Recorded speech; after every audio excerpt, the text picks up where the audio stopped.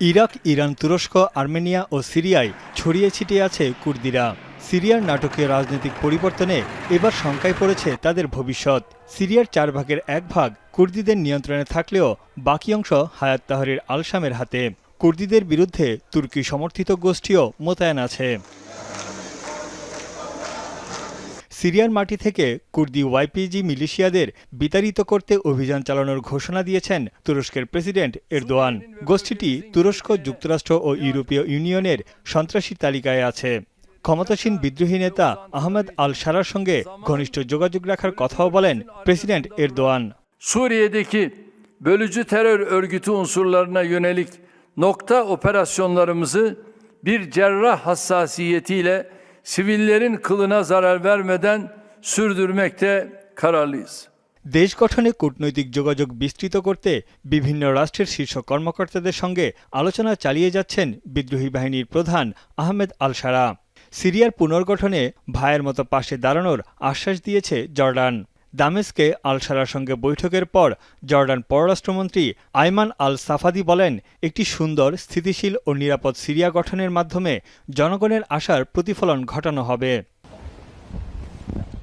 এছাড়া আরব রাষ্ট্র কাতারও সিরিয়ার দিকে সহায়তার হাত বাড়িয়েছে। কাতারের পররাষ্ট্র প্রতিমন্ত্রীর সঙ্গে বৈঠকের পর আহমেদ আল শারা জানান, সিরিয়ার জ্বালানি ও বন্দরসহ বিভিন্ন খাতে বিনিয়োগে সম্মত হয়েছে কাতার। أبدأ الجانب القطري استعداده للبدء في استثمارات واسعة في داخل الأراضي السورية بشتى المجالات، ومن أهمها مجال الطاقة، ولديهم خبرة عالية في مجال الطاقة في دوليا وعالميا। স্বৈরশাসকের পতন হলেও নারী অধিকার রক্ষা হয়নি সিরিয়ায়। নতুন প্রশাসনের কাছে নিজেদের অধিকারের প্রতি সম্মান জানানোর দাবিতে বিক্ষোভ করেছেন নারীরা। এ সময় কুর্দিদের উচ্ছেদের নামে তুর্কি দখলদারিত্বের নিন্দা জানান তারা।